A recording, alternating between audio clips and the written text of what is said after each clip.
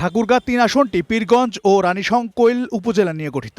এই আসনে মোট ১০ জন প্রার্থী প্রতিদ্বন্দ্বিতা করছেন। নির্বাচনের শেষ মুহূর্তে এই আসনে প্রচারণা তুঙ্গে। সকল প্রার্থীরা নির্বাচনী এলাকায় সকাল থেকে গভীর রাত পর্যন্ত শীতকে উপেক্ষা করে নির্বাচনী প্রচারণা চালিয়ে যাচ্ছেন। নির্বাচিত হয়ে মানুষের কল্যাণে ও এলাকার উন্নয়নে কাজ করবেন এমন প্রত্যাশা সাধারণ ভোটারদের। যারা গরিব দুঃখী সেটা খাওয়া মানুষের সামনে আসে দাঁড়াতে পারে, আমাদের দুঃখের কথা যেন আমরা বলতে পারি। অসহায় ব্যক্তিদের পাশে দাঁড়াবে, বেকারত্ব দূর করবে, এই এলাকার দুঃখ সুখের প্রার্থীর কাছে যায় কথা বলতে পারবে, এলাকার মানুষের সুখে দুঃখে পাশে দাঁড়াবে এবং নেতা চামচা ছাড়াই যেন সরাসরি নেতার সাথে তাদের সুখ দুঃখের কথা বলতে পারেন।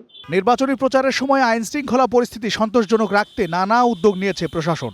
হিন্দু মুসলমান যারা রয়েছে সনাতন ধর্মের, যে সবাই মিলে এবার আরো অনেক বেশি আমাকে ভোট দিয়ে জয়যুক্ত করবে। ঠাকুরগাঁ 3-এ দাঁড়িপাল্লার একটা ভূমিধস বিজয় আসবে ইনশাআল্লাহ।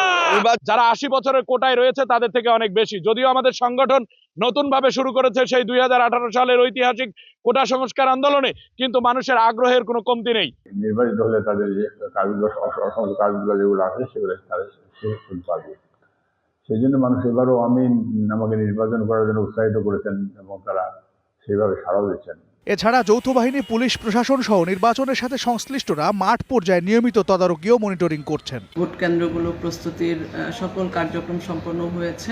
আশা করি যে আগামী 12 তারিখে একটি সুষ্ঠু, সুন্দর, নিরপেক্ষ এবং মানুষজন যেরকম চায় সেরকম উৎসব মুখর পরিবেশে নির্বাচন অনুষ্ঠিত হবে। পীরগঞ্জ উপজেলায় 128টি ভোট কেন্দ্রে 12ই ফেব্রুয়ারি ভোট অনুষ্ঠিত হবে।